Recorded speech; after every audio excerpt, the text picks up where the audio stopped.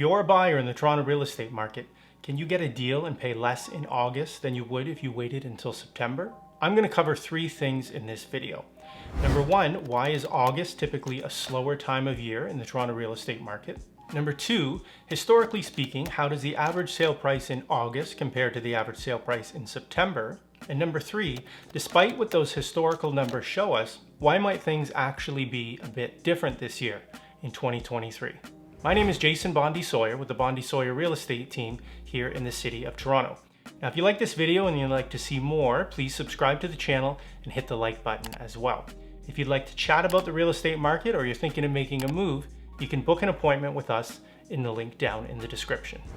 So in general, the Toronto real estate market is exceptionally active. Listings are being posted to MLS every single day, buyers are out there viewing properties, and offers are getting made. It seems as though the Toronto real estate market never sleeps. It does take a breather though, once during the holiday season, so late December and the very beginning of January, and then again in late summer. Things are noticeably slower as these are the two times of year when a portion of the Toronto real estate market, so some buyers, some sellers, and some realtors are away on vacation. And even if they're not physically away, they're likely still taking a break from real estate. And of course, there are some buyers who were actively looking at the beginning of the summer who have now bought. And those that haven't are probably putting their search on the back burner so that they can enjoy those last few weeks of summer while the weather is still warm. And accordingly, many sellers and listing agents feel that by the time August rolls around, it's best to hold off and wait until September to list the property for sale. And it makes sense, right? Like, why would you choose to introduce your property to the market at the same time that a lot of buyers are choosing to take a break? Doesn't it make more sense to wait a few weeks and list when everyone is returned? Okay, but what about those buyers that don't take that break? The ones that continue to search through the month of August. On the one hand, there are fewer properties for them to choose from. On the other hand, if the right property happens to come along, they're going to be competing with fewer buyers and potentially pay less for the property than they would in September. And that's something that for the most part is taken as a given in the Toronto real estate market. That idea that prices are always lower in August than they are in September. So I figured it would be an interesting exercise to go back into the history and see if that is indeed true. And I want to start by focusing specifically on the last 5 years. So in August of 2018, the average sale price in the GTA was $765,000. In September, it jumped to $797,000. So that's a 4.1% increase. The following year, in 2019, the average sale price was $793,000 in August and then jumped to $843,000 in September. So that's a 6.4% increase.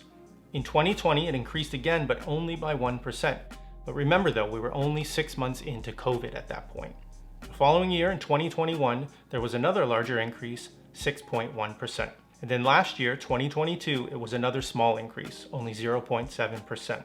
But that, of course, was right after the Bank of Canada had given us that whopping 1% rate increase in July. So what about if we go further back into the history? Well, the Toronto Real Estate Board provides us with the monthly sale price data as far back as 1995. So that's 28 years of data. So I went through it all and I actually found some interesting numbers. In 3 of those 28 years, sale prices in August were actually higher than those in September. But the difference was always relatively small, never more than 2%.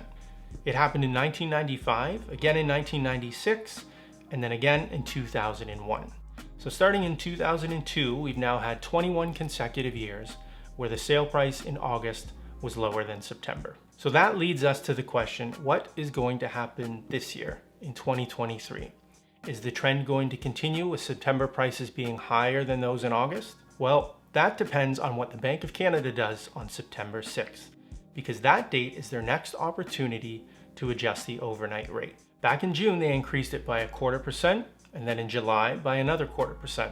If they hit us with a third consecutive increase in September, I think it's possible that for the first time in 22 years, we could see September prices come in lower than August prices. So I'd like to know what you think. Do you think the Bank of Canada is going to increase rates on September 6th? Do you think September prices are going to be higher or lower than those in August? Let us know what you think down in the comments below, and we'll see you next time.